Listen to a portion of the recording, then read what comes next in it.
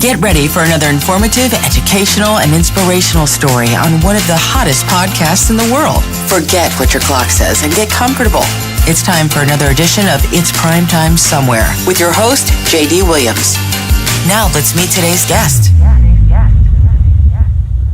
Well, hello, everybody, and welcome once again to another edition of It's Primetime Somewhere. We are certainly glad that you have tuned in today. My name is J.D. Williams, located here in beautiful East Texas, and my guest today is Mr. Mark Anthony Powers. And Mark, welcome to It's Primetime Somewhere. Thank you, J.D. Well, sir, I ask this of everybody. This is how I kick off every single podcast, and you're not going to escape the question. Who in the heck is Mark Anthony Powers? Well, you introduced me as Mr. Mark Anthony Powers. I started my professional life as Dr. Mark Anthony Powers. I did pulmonary critical care medicine for almost 4 decades, and finally retired from Duke University, where I was on the faculty. It was a job where I was going 100 miles an hour every day, with rare exception. And when I got ready to retire, my wife said, "You need to have something you're going towards, not just something you're going away from, because you've been going all these years. You can't have just a void waiting for you." So I signed up for a lot of classes.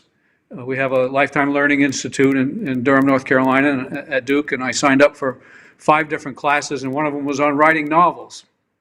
And so I didn't anticipate that I was actually going to write a novel, but I started one, and I went ahead and kept writing. It just enjoyed it, and found a group of novelists that were also writing novelists, and we meet every 2 weeks and read each other's work, and it keeps us writing because we all enjoy each other's company, enjoy what each other has to say.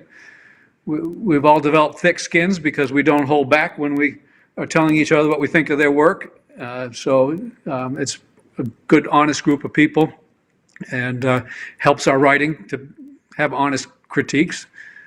So I started out, I wrote the first novel, which turned into Breath and Mercy. It wasn't the first novel I published. It was a kind of end-of-career novel because it was about a young doctor who's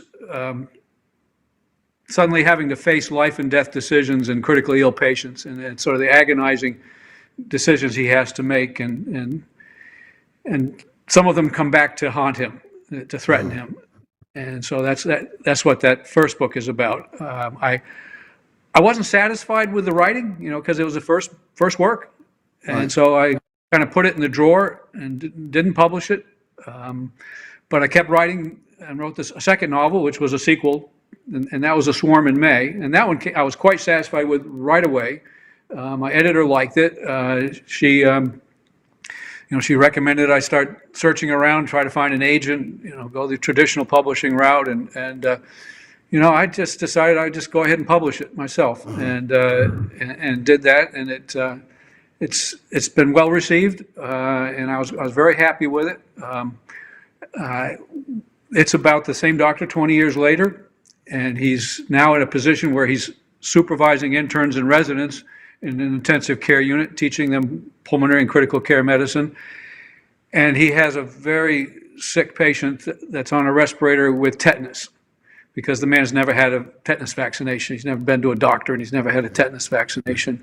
And he's very sick. And it turns out his son is a racist, an unapologetic racist. And the intern on the case is a young black man. And as his father gets sicker and sicker, because I'm not going to tell you what happens, but somebody is doing something to sabotage the efforts to take care of this man. Okay. And the son is getting more and more furious and starts threatening the team, especially the young black intern, and then it just explodes from there. So that one was published, and it's done well, and book clubs have enjoyed it, and I've met with some of them and done some more podcasts and such. While I was doing that, I was rewriting the first novel. And I finally got to the point where I liked it. I'd cut 50 pages out of it that I thought was extra. I, polished it up. I gave it to my editor, and she said, "Yeah, we need to go ahead and publish this." So then that one came out in May of last year, almost a year ago. Okay. And while we were getting all that going, I wrote the third novel, which is Nature's Bite. And in that one, the same character is quite a bit older. He's at the end of his career, and it takes place actually a year from now, and it's in the future. And he's dealing with respiratory illnesses due to climate-related problems, and the world is more polarized. There's more pesticide use and other toxins in the environment, and he's dealing with all of that. And he gets roped into some political situations at the highest level against his will, and so that's Nature's Bite. And then I'm writing a fourth one now, which is further along, and he's developed a medical problem, and it's very serious. But he still needs to solve some people's problems, even while he's suffering himself. And that's the one I'm working on now. So, anyways, I didn't expect to be taking this journey. I've enjoyed it. I've enjoyed with talking to people like you, and enjoyed talking to my readers, hearing what they have to say. That's kind of a long answer to your question, but there it is. That's who I am. I also I like long answers. It saves me a lot of time. Trust me. You had something else to add. Go ahead. Yeah, when I'm not writing, there are other things I like to do. My wife and I keep bees, so we have bees in our yard, and I take care of some bees over at the community garden in Durham, North Carolina. So we do a little bit of education on that. A few years ago, I was the president of the County Beekeepers Association, and during that time, I became a certified master beekeeper, which is like becoming a master plumber or master electrician, is journeyman, etc. Right. The trade routes. I'll tell you what, being allergic to them, seriously allergic to them, just thinking about it scares me. So, well, I mean, nothing against bees, okay, except that me and them don't mix. I used to, when I was young and, playing sports, like, if I was out in a baseball field or even going to even in a stadium, I could, like Texas Stadium where the Dallas Cowboys used to play in the 70s and stuff, okay, go and sit in the stands. I promise you, if there's a bee in Texas Stadium, it will find me. Okay. I mean, I don't know what it is. You're a doctor. You explain it. But they find me. So now that I live out here in the country in a town with only 3,000 people in it, you can imagine how many bees we got. We got a bunch of them. Anyway, that's side note there. And Texas bees, some of them are mean bees. The Africanized bees have reached Texas, and some of them you don't want to mess with. No. I don't mess with bees, wasps, hornets, and we got them all. Yeah. We got everything here, everything in the world. Now, I want to go back real quick. So your second novel, actually, you wrote it first, and your second one, you wrote it second. Just to get that. How in the world were you able to mingle it back in? Yeah, each novel stands by itself. You can read each novel, and it'll be a story. Okay. But they're true to each other too. I mean, each one has something dangling at the end that ties into the next one, and it's not a big thing, but it's when somebody finishes, they're going to say, "Well, what about so and so? What happened?" Okay. So, So, anyways, and the same main character is Phineas Mann, MD. And his wife is Irish Man, and he meets her on the first page of the first novel, and she's with him through the whole journey. And it's the whole 4 novels will span over 50 years. Wow. It's now, is any of this stuff that you're writing about, does it in some way kind of go back in what you did for a living, your career as a medical doctor? Yeah. Are you pulling some of the? I'm not saying a specific case, but maybe a combination of cases or whatever in putting together these novels. It's all fiction. All the stories are fiction. The characters are fictional. But I have seen a case of tetanus. I took care of a case of tetanus some years ago. I have seen the current novel I'm writing is from a case I saw in the 1970s, and so I've lived a lot of what I write. Okay. But it's all fictional. I mean, I've Right. drawn from my and it's all medically valid. You know, it's not like some of the TV shows where they kind of make things up that make it Right. more Yeah. dramatic. It's all medically valid. Well, I was board I used to watch a show way back in the 70s. You'll, I'm sure, be aware of it. Quincy, ME or something like Medical Examiner. And the reason I'm thinking about it is because some of the cases that they discussed were from a Dr. Lee, I believe it was, back up on the East Coast, real well-known doctor in forensic medicine.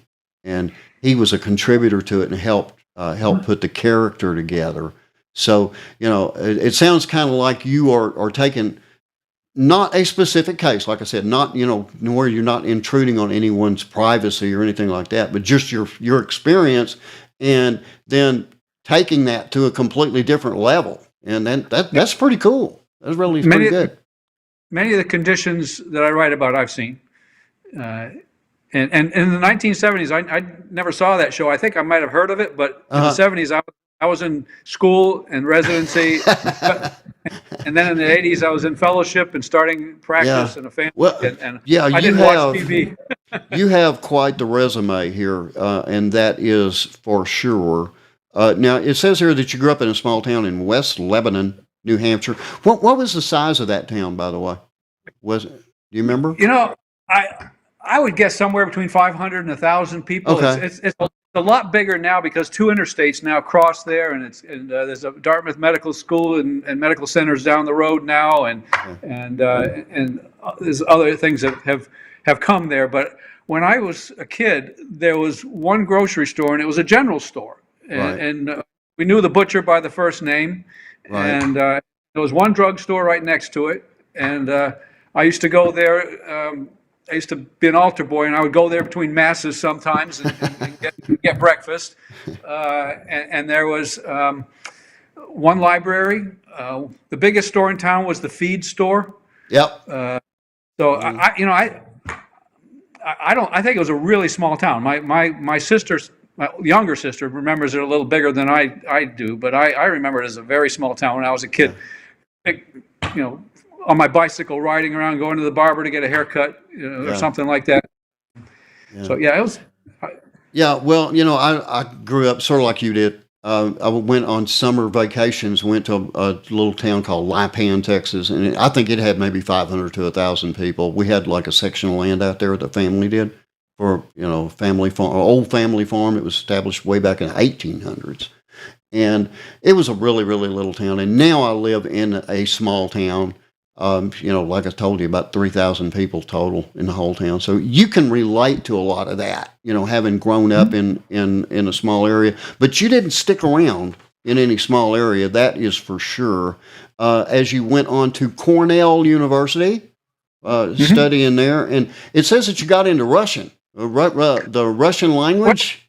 I needed to take a liberal. I was an engineering major, and I needed to take a liberal. And at the time, what was going on with Russia was kind of intriguing. And I thought, I was pretty good in French in high school. And I thought, well, maybe I'll just see what it's like to learn another language. And so I took a year of Russian, and it was enough to what they call qualify. I scored high enough on the test at the end of it for that. I can't remember any of it now, hardly. I took French. I don't remember any of it either. Yeah, okay. Yeah. I also took creative writing because there were tremendous authors coming out of that part of the world at that time. We had faculty on Nabokov was on the faculty. Kurt Vonnegut had come out of Cornell. Thomas Pynchon had come out of Cornell. I mean, there were some really famous authors that had come out of there, and the creative writing program that was very strong. So I took a year of creative writing there, and that's one of the things I started. One of the reasons I took the novel writing class when I finished my career, because I always liked reading fiction. And I wondered what it would be like to write it again. What I wrote back in college, I'm sure it was terrible, but compared to what I try to write now. But but at least it got you started. Yeah, it got you. The writing bug must have bit you even back then. But you didn't go to any. I mean, I went to the University of Texas. Okay, that's where I went. University of Texas in Austin. But you didn't play around. You went to like the top tier. Always just like blows me completely out of the water here, because you got your MD from Dartmouth. I mean, unbelievable. Here we go. One major school to another major school. Number one, why did you change? Okay, why did you switch schools? And I don't know. I started to say, how'd you pay for it? But that's back then. That's a whole different thing back then. Go ahead. It didn't cost that much back then, not like it does these days. Right. Exactly. I think a semester at Cornell was like under $1,800 for tuition. Yeah. Back then. Crazy. I think medical school was like $8,000 a year in tuition which is now it's 10 times that or something like that. Yeah. So I think it's ridiculous now. So why did I switch? Well, let's see. At Cornell, I started out supposed to be in civil engineering, and then I was taking courses in structures, which involve using a lot of higher math, which I liked, to analyze structures, and it just got really kind of tedious, and I found I liked chemistry a whole lot better. So I switched to chemical engineering, and I loved the chemistry, but realized that most chemical engineers were going to do plant design when they finished. Okay. A lot of it was in the petroleum industry, and a lot of it was in, Dow Chemicals and things like that. And that just didn't intrigue me. I took a lot of microbiology while I was there, and then I decided, I could try to go to medical school, and if I don't get in, I could go to work in making beer or making wine, or making pharmaceuticals, because I know the chemistry and I know how to produce things. So, but I got into medical school, so I went and enjoyed it. I thought Dartmouth was a great place to go to medical school. None of the urban stresses, because it's in a more rural setting. Right. I enjoyed it there. And then when I was looking for residencies, I had a couple of residents I worked with when I was at Dartmouth who'd come from University of North Carolina, and they just praised it a lot. And so I came here for a visit, and I just had a great visit here. I just loved it in Chapel Hill, and the people that I met on the faculty were really nice to me, and so I came here for residency and then stayed for a fellowship. Wow. And then at the end, wow, that, I'm looking at your resume. I don't want to interrupt you, because I want you to go on there, but at least you went back to a state school. I mean, now I got a comparison: University of Texas, University of North Carolina. That at least I'm on that level. I think you had me beat with Dartmouth and all this other stuff. Texas is a great school. I have a good friend who went there and majored in chemistry, and he got a quality education. He's now on the faculty at Vanderbilt. So Texas is a very good school. Yeah, I don't take anything away from it. It's just that I know what it takes to get into one of those, into Cornell or into Dartmouth. I got into Texas because I could play basketball. I'm just going to be honest with you, okay? I got a full ride, so I'm good with that. Good for you. I could never play basketball that well. I played soccer and baseball. Never basketball. All right, now let me. I want to kind of reboot here, get back to the book a little bit, because that's what we're trying to. We want people to go out there and grab a copy of your book for sure. And you got 3 of them, and now I understand you got a 4th one that you told me about, and that one's going to be coming out and coming down the pike here pretty quick. Give us a web address for it, or a location where people can go out and purchase your book. Okay, it's on. You can get it through Amazon. You can get it through Barnes and Noble online. You can get it through Ingram Spark, which is bookshop.org, and you can get it if you go to my website, markanthonypowers.com. it'll take you to all three places that you can just push a button and it'll take you to the book on the that website on Donner Barnes Noble or Ingram Spark. And one thing I noticed is you've got some specials running on your website for, if people want to pick up all three books at the same time, they can do that and get a little bit of a special deal, right? Right. Yeah. The whole 3-book series is $9.99 for their ebook right now. You can't run specials on the paperbacks because that's the publisher, the brick and mortar part of it. And just a few weeks ago, because I'm getting ready to hopefully in the next few months put out the 4th book, and I want people to read the first 3, I lowered the price on the individuals to $3.99 for the ebooks on the others. So that's less than a cup of coffee in most places. So well, you can learn medicine and other things. Well, speaking of a cup of coffee, one of the things that I noticed and it kind of caught my eye on what they presented to me here was 2 cups of coffee and 2 hours of writing most mornings produced a swarm in May, which was that second book, which was really your first book, right? Yeah. So, I mean, the first publication. The first publication. Yeah. Publication. So, right. Now, were you writing at all while you were in medicine? I mean, I know a doctor's life has got to be awful. I mean, I'm just being, I mean, because if you got a patient that's in trouble, I mean, you got to go, right? So I was in the airline industry, and as a manager, in management and that kind of thing. I mean, I've been on vacation. I was in Las Vegas one time, and I got a call that somebody just hit one of our planes with a belt loader, which is the thing that puts the luggage up on the plane.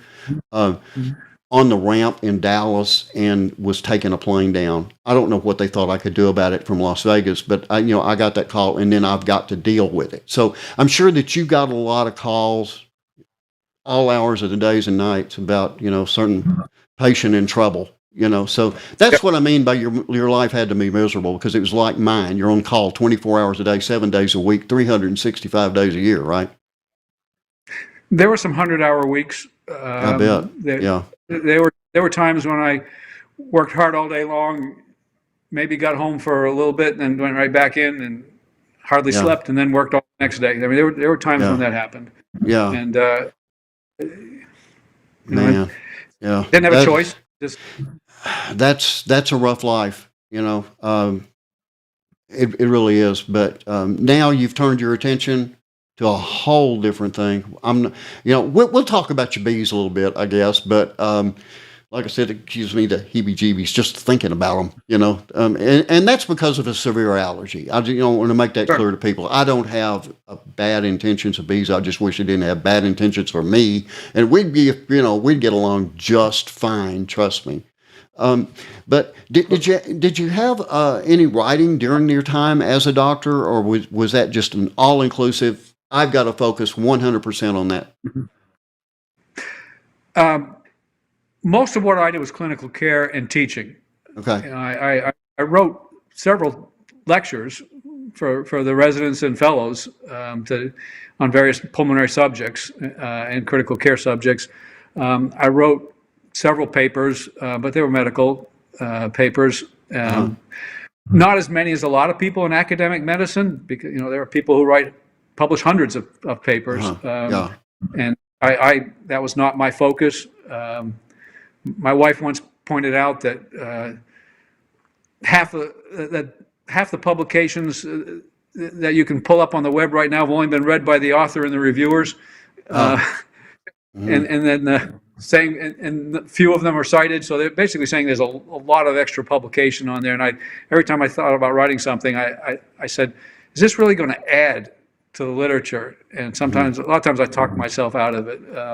But if you go to my Duke website, you'll see some of the papers that I did write in medicine, but they're different things. I wrote about the effect of obesity on the respiratory system. I wrote about unusual cases that I saw. I wrote about respiratory failure, things like that, but not a large volume of medical publications. Yeah. Well, now, you were pretty much specialized, right? I mean, you Mm-hmm. pulmonary. I hope I'm saying that right. Pulmonary disease. Right.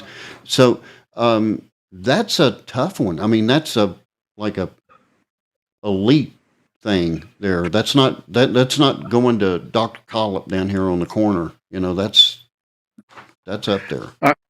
I'm sure Dr. Collop's a very good doctor, and I salute the people that do general medicine because there's so much to keep up with these days.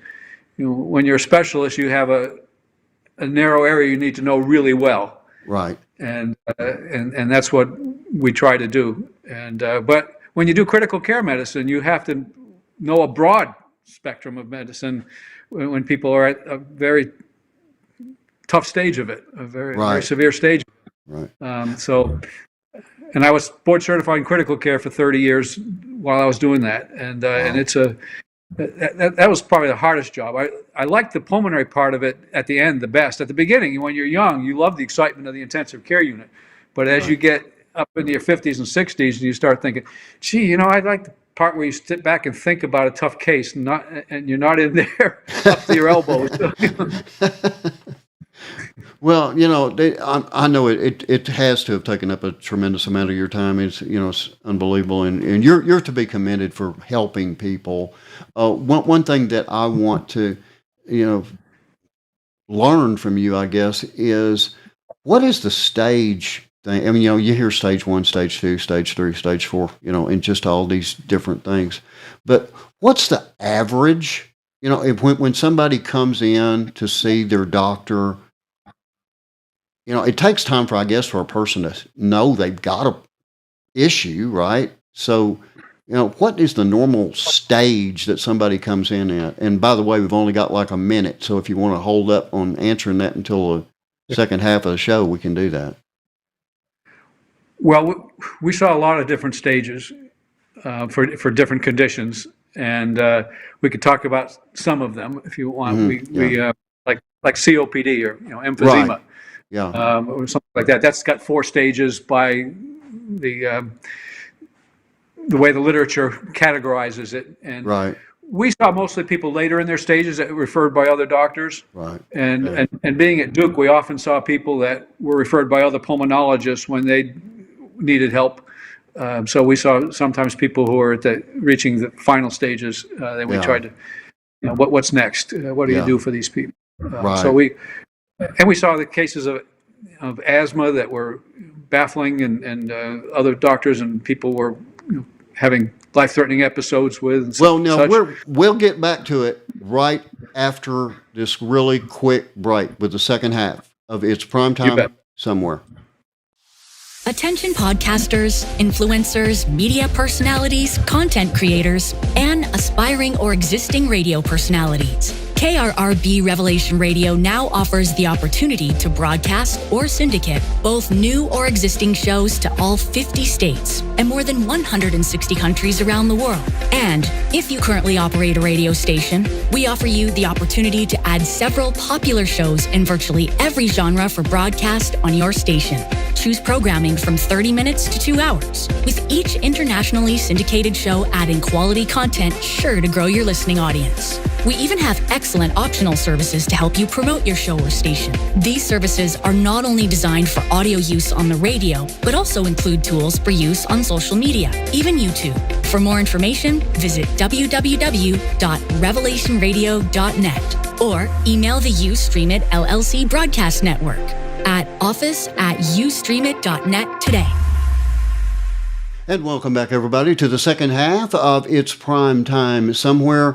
And again, my guest today is Mr. Mark Anthony Powers, and he has retired from the medical field after how many years, Mark? It was close to 40 after medical school. Finished med school in 77 and retired in 2017. Wow. Well, you were in school about the same time I was. I graduated high school in 76 and graduated from the University of Texas in 1980. But so that's kind of a correlation there. But the thing is you went on and on and on and on and on, and I got out of school. I got out of school, got into the airline industry, and then that was my life there. Now we were talking about the stages thing, and I don't want to put too much time into it because I know that you're here to talk about your current works, but at the same time, I know that there's people out there that are interested in this, the progression. You mentioned COPD. My wife happens to have that. So, what people normally go to their doctor. How would they even know they've got it and to ask about, or does a doctor realize that when they do an examination? And I'm going to be very honest with you. I'm one of those people that just doesn't go to doctors. I just don't. I always felt like I'm good, but then if I go see a doctor, they find something bad, so I just don't go. That's me. That's just me personally. Go ahead. I don't go if I don't have to either. So that's a doctor saying that. Okay, all right. That gives me that gives me some reassurance. I know when I need to go. So. There you go. There you go. So when do people normally even figure it out, or does a doctor figure it out first? As far as some kind of a pulmonary thing, or Are we talking about COPD now, or are we talking about well, either one, or both, or something else. Whatever's in your wheelhouse, I guess. Well, I think most of the time people are having some symptom, a lot, shortness of breath, or cough, or wheezing, or something like that. If somebody has been a smoker, the doctor might suggest a breathing test that might make the diagnosis, or tell them that's what they have. So, there are protocols of treatment that a lot of times primary care doctors will initiate, and then if things aren't going as well as they'd like for the patient's satisfaction, then they might refer them to me or to one of my colleagues. That's when they sign you up. Yeah. Okay. Well, now, in fairness, let's get back to what you're here for, and that is we're going to begin with A Swarm in May. Okay. Now, it tells me here that this is the debut novel. Right. And things about racism, that's a tough topic. I'll let you address. I'll let you address that one first. And of course, I'm not asking you to give away your book. I'm not telling okay, here's what it says and all that kind of stuff. But just some little basics, whatever you want people to know that'll entice them to go out there and grab that book. Yeah. Well, it examines the extra burden that's put on this medical intern that's trying to take care of a sick person by the threats, the bad things that are said to him by the family member who was a racist. And in North Carolina, it's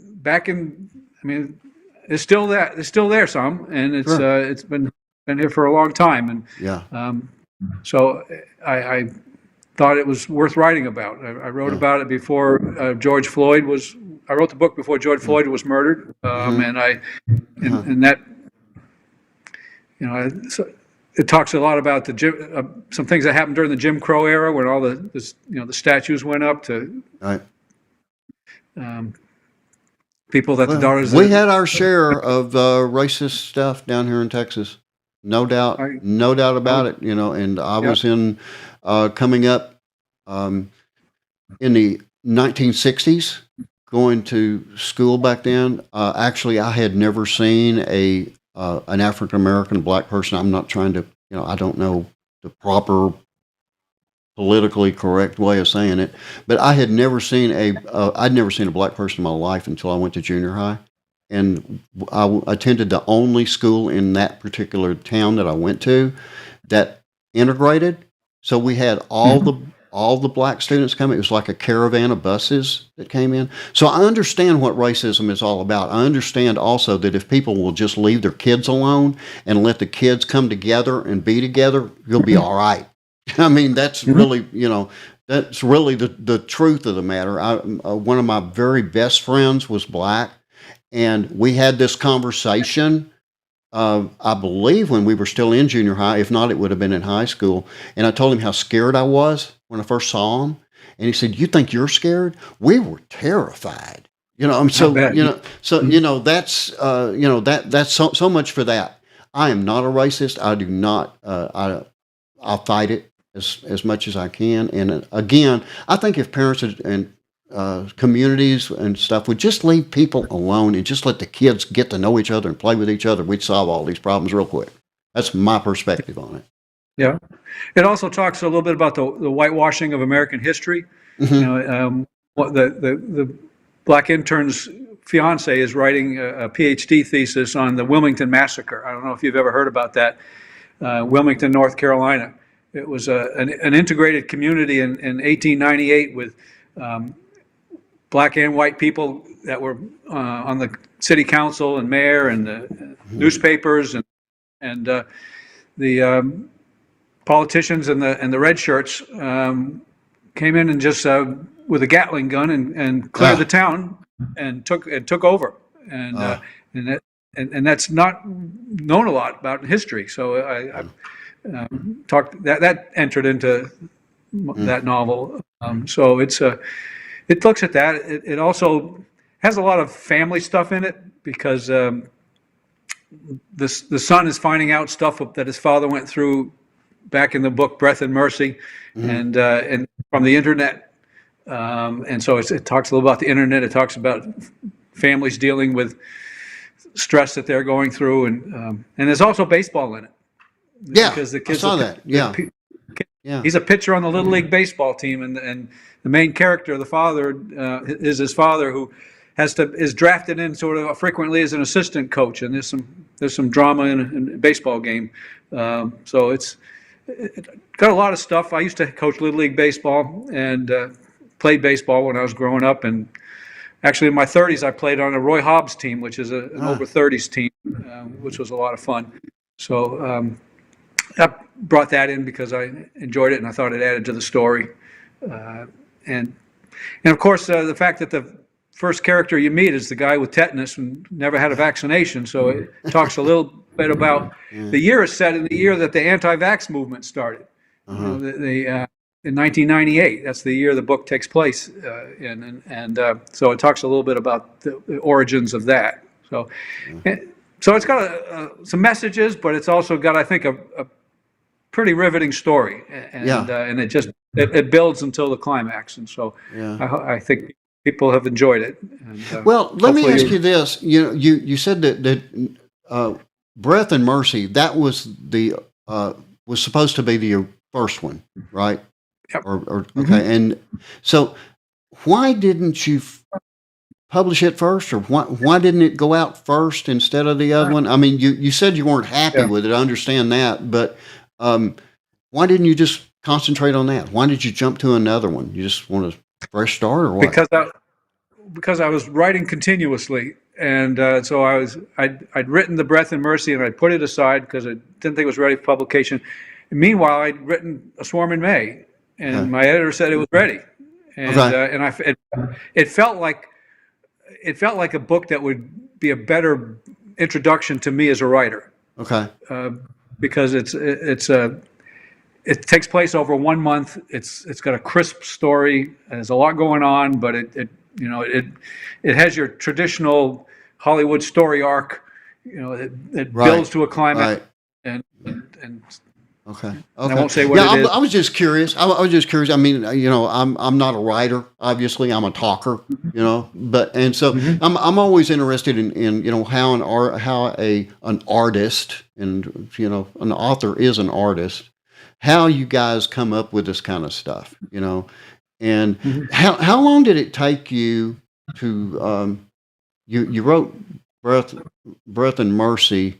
And I think you said it took you a while to do that, but you still weren't happy with it. How long did it? How long did it take you to do the one that you did end up publishing first? This A Swarm in May. How long did how long did that take?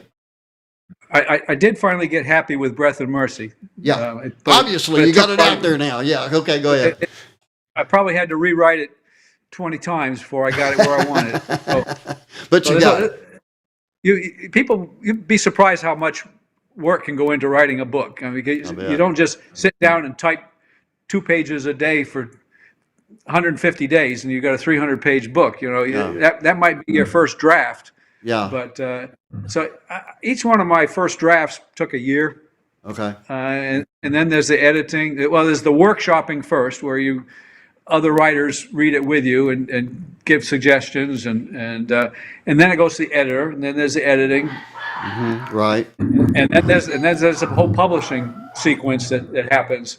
So all of that takes more time than just writing the story. So it's now 6 years since I retired, and I've written 3 that I've published, and 1 that's getting a couple months away from going to the editor. Okay. So Okay. hopefully I'll have it out later 2023. So you're about there with the 4th one. Let's move on to the next one then. Okay. This first of all, Breath and Mercy. This is frightening birth of the HIV pandemic. Tell me about that part of it, first of all. Okay. Well, it starts out with the main character, Phineas Mann, is a medical student. Okay. And so the first part of what he's dealing with is taking care of patients who are dying. He's never been around anybody who's died. He grew up hunting, shot a deer, fishing, dealt with fish flopping around in the creel before you dressed them. He's seen animals die, but he's never seen a person die until he's a medical student. So it's about that. But then he goes through his training, and of course he has all more experiences with that, and more trying to figure out what to do about that. But in his training is at the time when HIV started. Okay. 1981 was when the first big publication came out on a complication of HIV, and soon after the condition was called AIDS. Right. And it goes through. And there was a time when there was a lot of it. When I started my career, saw the first cases of it, and we didn't know what it was. We didn't know what was causing it. We didn't know it was a virus behind it. It was a couple of years before they figured out that there was a virus behind it. We didn't know, were we exposed? Were we in danger? We were taking care of these patients. Right. Were we putting ourselves at risk and our families at risk and such? So it's some of that's what he has to go through in his head while he's doing this work. Right. And that's some scary stuff. I had never really thought of that before, but that's really scary. I mean, I understand doctors put themselves at risk, when they're treating people, but especially that. I mean, it's brand new, something that never, people hadn't seen before, and that had to be terrifying for you guys in your, in your community and the people that you worked with and everything, not knowing what it was and wondering if, just being around somebody, you were going to fall into something that couldn't be cured. I mean, that's some scary stuff. There were doctors who managed to get occupational exposures and before there was any treatment. Right. And succumb to it. That did happen. Yeah. That's horrible. That's horrible. A lot of us, we all thought about it, I'm sure, but most of us kept it to ourselves. Yeah. Well, professionalism, again, you're to be commended for that. Now, so nature's... if you want to, go ahead. I was just going to mention Nature's Bite, but yeah, I want you to finish whatever you wanted to get out there. Go ahead. Yeah, what I was going to say is that some of the first part of Breath and Mercy is what's going through the young doctor's head as he's taking care of all these people. Okay. Yeah. And that's interesting stuff. That would draw me in for sure.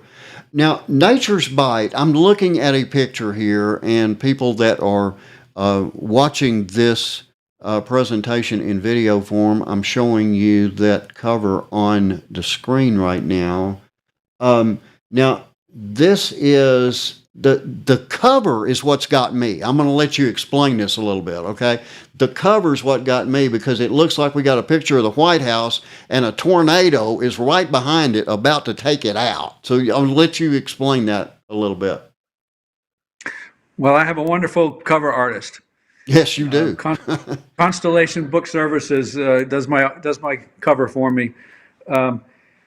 The main character, as I said, he gets with climate change, there's a lot of bad storms happening. Uh-huh.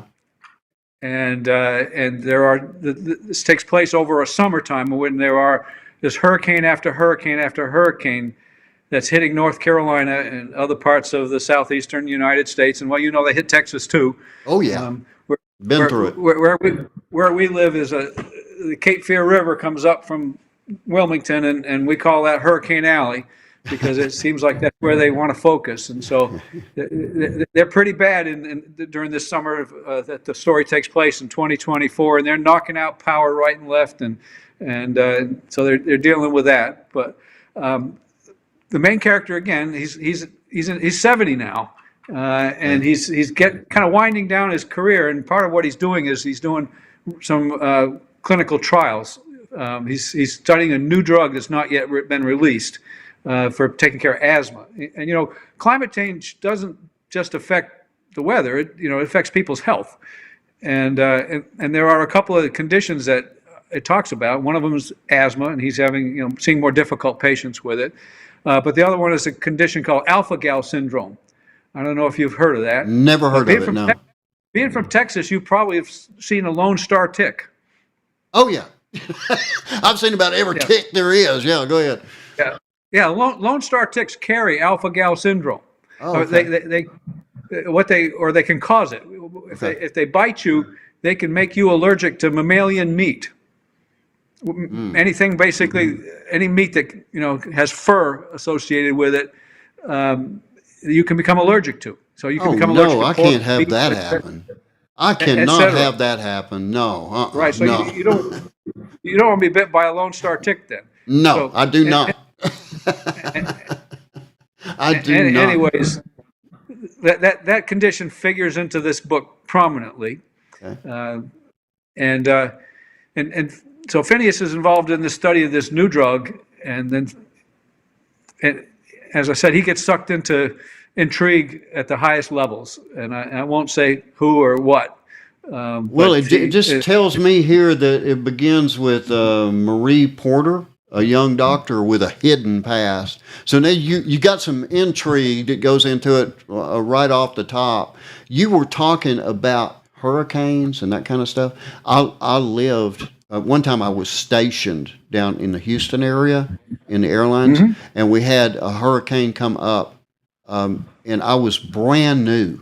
I was brand new in the industry. Okay, so we called headquarters to find out what we were going to do when this hurricane came in. They said, "Oh, well, if it gets real bad, we'll send you a plane." And I told people that. Okay, I told people that were working with me, and they said, "They just lied to you. Do you really think they're going to send a multi-million-dollar airplane down here for us? We're out of luck. The best thing we can do is duck and cover. That's all we can do." And he was right, by the way. He was right, because when it hit, there was no rescue plane. There was planes left on the tarmac upside down, but there was no rescue plane. Had to throw that one in. On you, Mark. Okay, now, you got two doctors become embroiled against their wishes in all this different intrigue, right? Yeah, she works for the company that's making this new drug. Okay. And she takes this job because she wants to work with Phineas Mann, and she has personal reasons for that. Okay. And I'm not going to tell you what they are because no, we're going to stay away from all that. Yeah. We want people to buy the book, which, by the way, I want you to mention your website again, please, and give people that web address. The easiest thing to remember is markanthonypowers.com. Yeah, it's real easy, and I can tell you, for those of you, again, that are watching this in visual form, you see me looking over here, that's because I'm reading, I'm on his website right now, and I'm looking at it, and it is a well-designed website, very informative. I do encourage everybody to go over there and take a look at it. And also order the book so you got a chance. They got a special going on right now where you can get all three of the ebooks in the series on Amazon for only $9.99. That's a deal for 3 books, and it sets you up for novel number 4. Do you have a working title, or do you have a finished title for book number 4? All right. It's a working title. The people in my novelist group really like it. The other people have heard about it and said, "No, I'm not so sure." But this guy, the main character, Phineas Mann, he's old now and he's got a physical condition, and it kind of makes people kind of discard him, kind of push him aside, think he doesn't have much to offer. And so the title of the book is Culled, Culled. So far, like he's been culled aside. Right. Like they do with chickens that get bird flu or something like that, or he's been discarded basically. He shows up for, he still goes to teaching conferences at the hospital, but he's too impaired to actually take care of patients. But he still consults on tough cases, and he still teaches some when the young doctors get over thinking that he doesn't have anything to offer by looking at him. Right. I'll tell you, he's got severe Parkinson's disease in this case. Well, he needs a walk. I don't know. If I go see a doctor, I told you I don't go to doctors, unless there's something like really, really bad. I will go to a doctor if I'm sick. Okay. But whenever I go to see a doctor, I always feel better. Now, again, this is me personally, so people out there, please pay attention. You understand, this is just me and only me. I always feel comfortable walking into a doctor's office and seeing some gray hair. I don't mean that literally, but in other words, I look for that doctor that I feel like has got like a lot of experience, is instead of somebody that's just out of medical school, maybe just out of an internship or something like that. I trust the people, the old timers, and again, don't take that the wrong way. The ones with what I feel like are a lot of experience. But what you just said was the younger doctors thinking that the older ones don't have anything to contribute, or that are running out of things to contribute. Is that a thing? I mean, is that something that really occurs in your field or your past field in medicine, where the younger doctors do not listen a lot to the older ones? Or is that just something that you did for this book? Well, the book is mostly in that vein, it's to look at ageism. It's the bias that people have against somebody who's older and maybe looks physically like they're worn out. Right. And so it looks at bias in general. That's the theme of this one, is how people can make up their mind about something without looking at everything about it. Right. And so they and there's a case in this where there's some bias. The doctor makes a wrong diagnosis because of bias, and our main character has to solve that. Even though he's physically a wreck, he's still mentally sharp, and he's seen about everything in his career. I'll be honest with you, I help train fellows and residents a lot. And there are a lot of good young doctors. Some of our people coming right out of their training, I would go to. I would think they're very good. But I also thought that as I was training them, I had stuff I could teach them. Right. Yeah. And, experience. Yeah. Absolutely. Yeah. All right. Now, Mark, we're down to about the last 3 minutes of the podcast today. Yeah. Goes quick, huh? And what I want to do here, and what I try to do this with all my guests, is give you that last 3 minutes. I want you to hit on whatever that you want to hit on, anything that you'd like the public to know out there. And, sir, it's all yours. Wow. Well, I'd like the public to read my books. And I like feedback on them, so people leaving reviews, that helps me a lot. Helps me as a writer. It helps people want to look at my books when they read people's reviews about them. I appreciate when people share my connections with other readers, as I very much would like to reach more readers, and so sharing my. Follow me on social media. I'm on Twitter at Mark low underline A underline Powers, and you can follow me there. I'm on Instagram if you want. I have just getting started with that, and I'm posting some there. That's a lot of pictures and stuff, but right. You get to see pictures of my garden if you go on there. And the vegetables are starting to really go crazy right there now. There you so. go. Yeah. You even got. Yeah, I didn't even know. I didn't know you were a gardener. You know. That's. I'm actually a certified master gardener volunteer. And wow. So help with that as well. Yeah. And I try to grow as much of our food as I can. And bees are livestock. You know, we raise the bees. You have to think of them as like chickens or something like that, because you got to take care of them. You got to make sure that everything is done that they need, because they're not going to make it if you just leave them be. Yeah. Well, I got experience going out when I was a kid collecting eggs. I can do that. I can milk a cow, but I've never had anything to do with bees. For obvious reasons. Okay, for obvious reasons. But anyway, Mark, you have got a tremendous amount of material here, and I do encourage people to go take a look at it, and hopefully you'll get a few sales off of this. I hope, because it's got me intrigued enough to take a look at it. And one more time with the website address, if you don't mind. Sure. markanthonypowers.com, all lowercase, and it'll take you right to me. And there's some videos on there too you can watch. I have videos of a bee swarm, and videos of extracting honey, and other. For those of you that didn't see that, I did a little panic thing there, because anytime I see a bee, I'm ready to run.